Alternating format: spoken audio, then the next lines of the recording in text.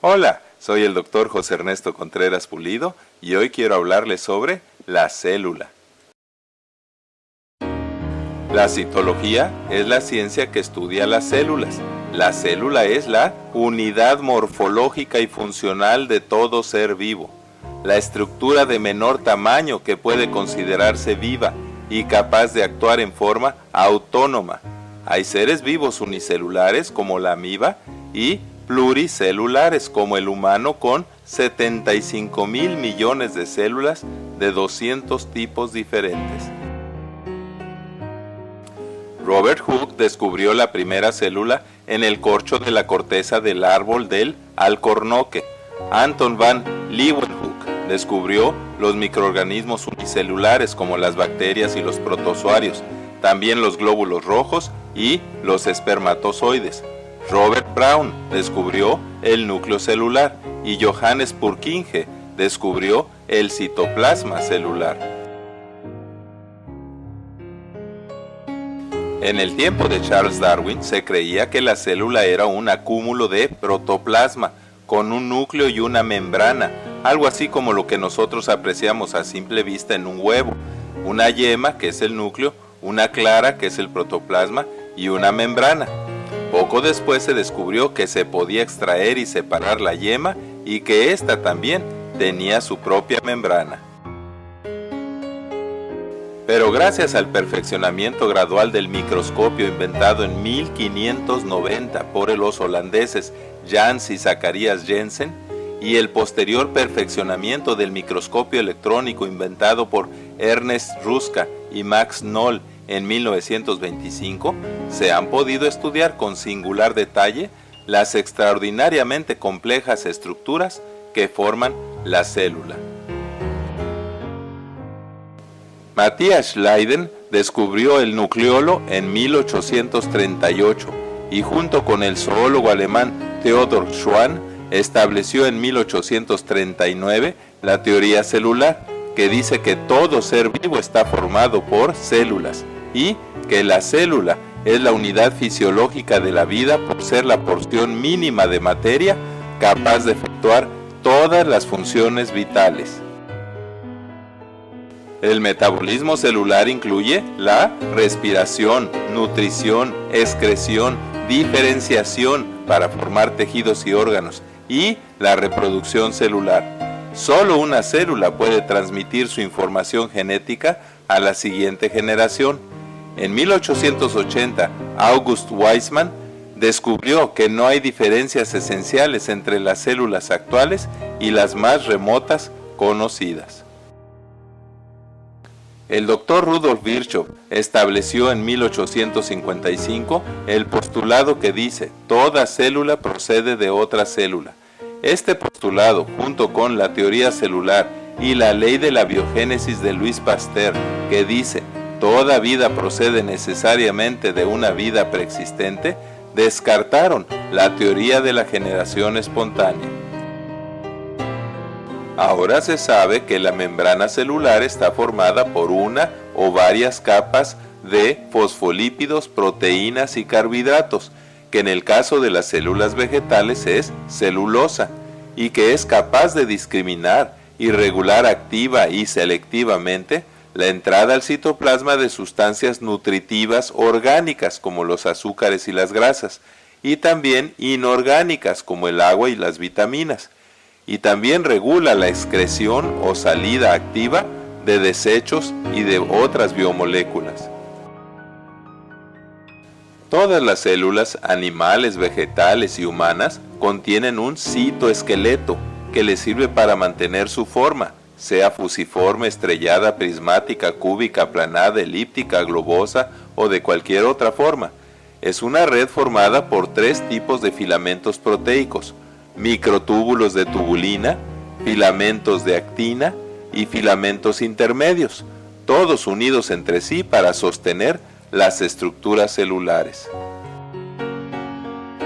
El citoesqueleto es como un bastidor que organiza y fija los organelos. También sostienen su migración a los cromosomas durante la división celular, o sea, la mitosis. Es el responsable de la fagocitosis, o sea, la introducción de materia o células al citoplasma para digerirlas, y es responsable de los movimientos celulares a base de pseudópodos, cilios o flagelos. Además, en el citoplasma se descubrieron los organitos u organelos celulares, el retículo endoplásmico, el aparato de Golgi y los lisosomas, las mitocondrias, los ribosomas y, en las algas y células vegetales, los cloroplastos, que hacen funcionar a la célula como un sofisticado laboratorio bioquímico capaz de sintetizar, almacenar y excretar nuevas biomoléculas. Las células procariotas son microbios unicelulares que carecen de citoesqueleto y membrana nuclear. Se reproducen por división o gemación y forman el reino Monera. Son ejemplos las cianobacterias y algas verde-azules del plancton que efectúan el 70% de la fotosíntesis en el mundo y que alimentan moluscos y ballenas. Las procariotas son los seres vivos más pequeños y abundantes en la naturaleza. Hay más de 1 millón de especies. Son extraordinariamente complejos. Miden entre 1 y 10 micrómetros. Un micrómetro es la milésima parte de 1 milímetro. Y pueden ser esféricos y se les llaman cocos, alargados y se les llaman bacilos, o helicoidales y se les llaman espirilos. El más pequeño de todos es el Mycoplasma genitalium, que mide 0.2 micrómetros. Las eucariotas son células más grandes, miden en promedio entre 10 y 100 micrómetros. Tienen núcleo formado por cromatina, un poco de ARN e histonas, y tienen una membrana nuclear doble y con poros. También tienen nucleolos. Y las células eucariotas vegetales tienen cloroplastos para la fotosíntesis. Las células eucariotas pertenecen a los reinos protoctista, fungi, vegetal y animal. La célula más grande es el huevo de ave, que llega a medir hasta 7 centímetros de diámetro en el avestruz. Y la célula eucariota más larga es la neurona, que es la célula nerviosa, que tiene un filamento hasta de 1 metro de largo. Para los evolucionistas, no solo es un misterio la vida y el origen de la primera célula, sino también el origen de la primera célula eucariota. La microbióloga Lynn Margulis en 1970 propuso la teoría endosimbiótica. Dice que una célula aerobia fagocitó a una anaerobia, que ésta se hizo mitocondria y que así fue como se formó la primera célula eucariota.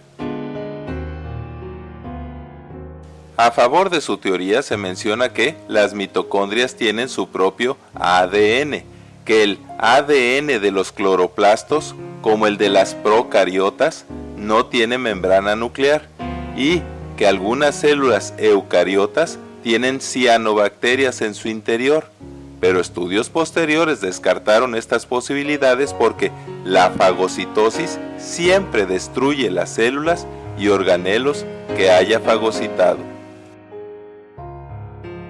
John B. Haldane, coautor con Alexander Oparin en la tercera década del siglo XX de la teoría abiótica de la vida, que no es sino la versión actual de la generación espontánea, 40 años después declaró: debemos abandonar la idea de que tal organismo, sea la bacteria inicial el ancestro común, se pudo haber producido de alguna otra manera que a partir de otro organismo similar preexistente, o bien que fue el producto de un agente natural o sobrenatural, cuando menos tan inteligente como nosotros, pero con muchos más conocimientos. La Biblia dice: tú eres mi Dios y en tu mano están mis tiempos. Enmudezcan los labios mentirosos que hablan contra el justo cosas duras, con soberbia y menosprecio. Cuán grande es tu bondad que has guardado y mostrado delante de los hijos de los hombres, para los que te respetan y en ti confían. Esfuércense todos, y Dios fortalecerá nuestro corazón. Muchas gracias por su atención, y es mi oración que Dios les siga bendiciendo ricamente. Amén, así sea.